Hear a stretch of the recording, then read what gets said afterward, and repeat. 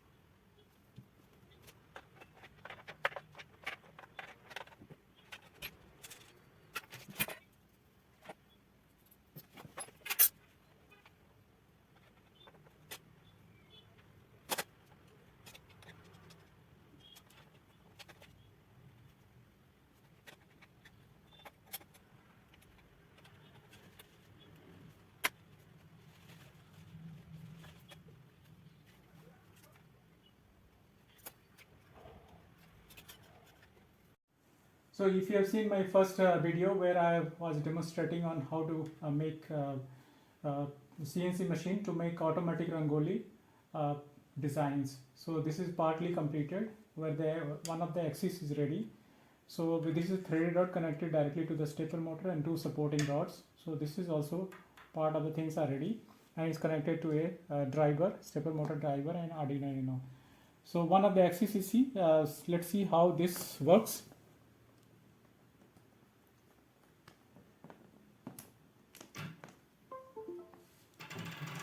So you see here, this is the way it moves. So this is in full step mode.